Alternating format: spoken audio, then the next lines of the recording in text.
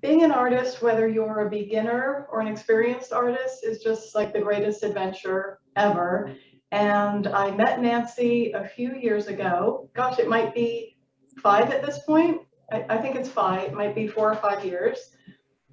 So I wanted to talk a little bit about how I felt before I met Nancy and started learning from her, and then how I felt after. So before, I was so overwhelmed as a new artist, someone who was had taught, had tried teaching myself for a year, had just been messing around.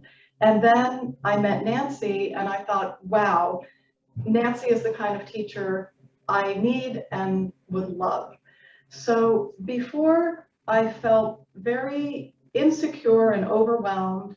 I felt like there was this vast amorphous world to explore, and I didn't really know how to hold on to it or even find an entry point that would get me making something I love. Having said that, I had played around for a year and I did create some things I love, but anything that I loved happened completely by accident.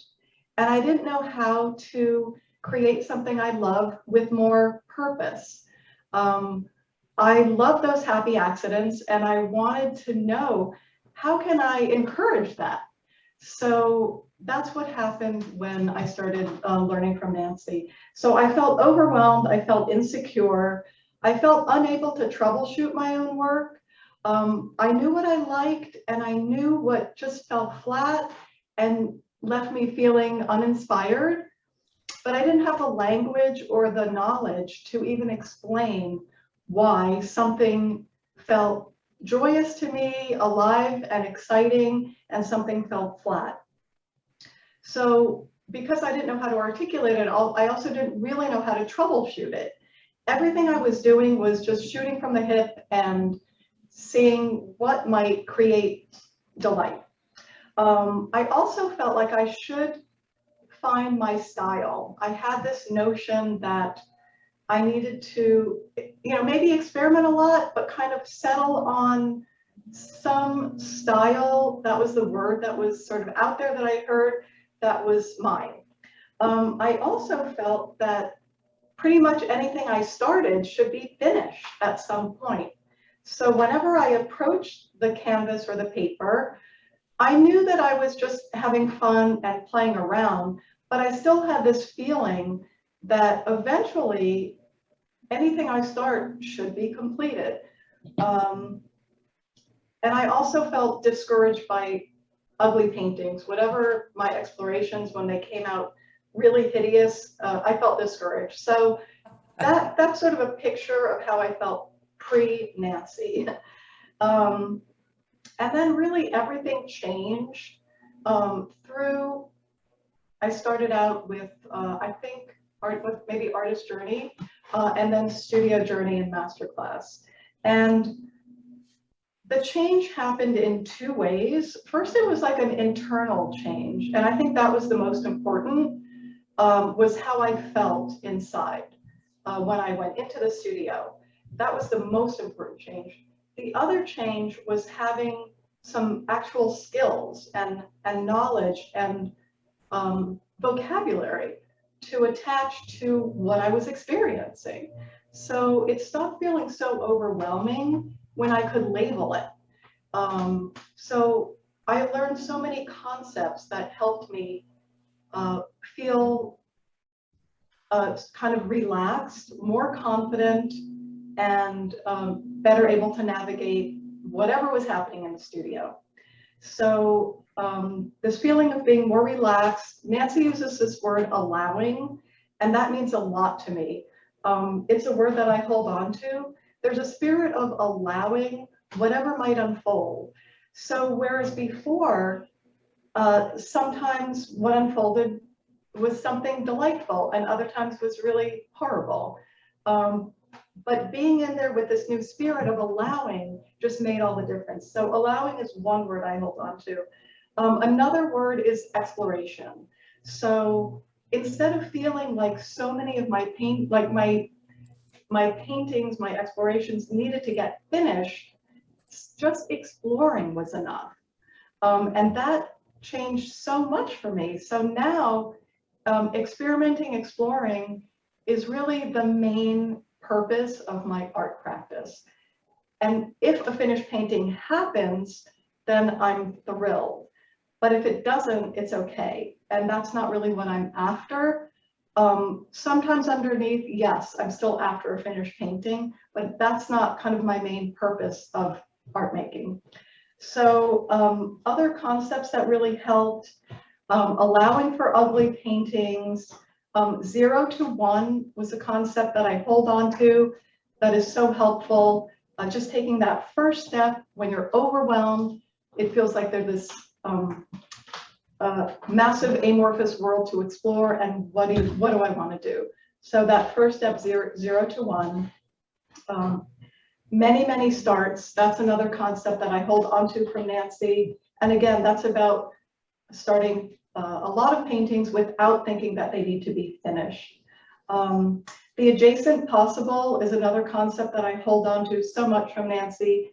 And that's sort of, the adjacent possible is when you've gone from 0 to 1 and just taken that first little step, each incremental step will lead to the next. So instead of having an end in mind and thinking that I'm sort of goal-oriented or need to know where I'm going, I feel very relaxed with the process of discovery that the adjacent possible leads me in a place that I never would have known. So just one step will lead to the next and to the next and the next. And it's this like exciting conversation that happens, and the painting really tells me what that next step is going to be. I don't need to know, the painting will tell me. All I have to do is look at it. So I find that really exciting. I feel more true to myself in my work since all of our studies and learning and support. And I also feel better able to evaluate my own work. So if I do look at something hideous and horrible, I can maybe identify why I don't like it. And that's really helpful. So along with all of those internal changes that were so important in my practice, Nancy also gave me concrete skills, and not concrete skills in the sense of this is how you should paint. If anything, it's the opposite. Like Nancy never tells you how you should paint, but the concrete skills in terms of like color mixing, values, and rhythm, repetition, the concept of constraint. So these skills are just a part of me now. I could have just honestly spoken off the top of my head, but out of nerves, I just took some notes. But all of this that we've experienced in the class is inside of me now, and it's a good feeling. A big part of the course and all of our learnings is the community and the support and the people that we've met. So that's been a tremendous joy, is sharing this journey with these incredible people and getting to know them, and also having an international community is really extra special. It's amazing to me that there are people from all over the world in our group, and it lends a lot of interesting points of view and different experiences. And there are people from, you know, every really decade of life, and it adds a richness to the experience.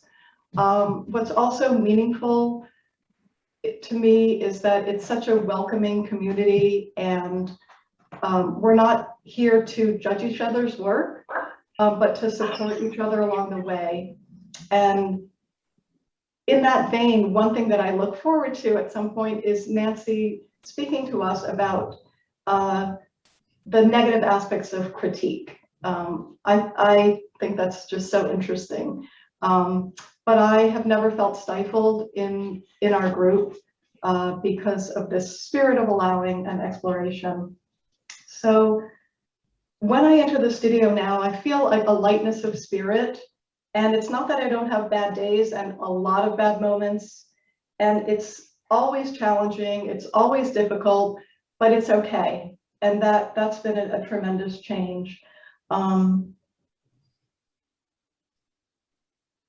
I would say there's more variety in my experimenting, and through all the teachings, I feel now that I have like an entire menu in my art practice. It's not just painting paintings, but it's, you know, sketchbooks and maquettes and starts and middles and finishes. It's all of that. So it's really broad and varied, and it gives me a lot of freedom and a feeling of, on any given day, I can pick from this array of places to experiment and feel excited about it. So I'd say this came from exploring the concept of maquettes and then just taking it further. And I wound up liking what happened. It's a very early painting, and I like the colors and the marks, and I couldn't put into words why it was falling flat. And then I came to see that it's just all very mid-value, and I left it as is, but it was a good teaching experience. But so that's a failed painting. So this happened just from painting swatches, and I used the back of a start, and I kind of liked the marks that happened. So I left it as is, and then I wound up doing the same thing on the other side. It had been a failed painting, and I'm just saying failed actually tongue-in-cheek, because there are no failed paintings. So I'm kidding about that. But it was, you know, something in the middle, and so I wound up just painting swatches on the other side. This is playing with making marks. So this was kind of an early exploration painting, and I just added that pink, and I feel like it's like kind of contrived, and but here it is. This is what happens with pink now, and that's a start. This is just to show in ugly painting that is ugly but interesting, and I'm leaving it as is. It's not ugly. Yeah. So here are maquettes that I took further to what I would consider like completion, and it just created this piece. And this is just an example of a start, and it's been hanging out for about 6 months, and I don't know when I'll go into it, but sometime.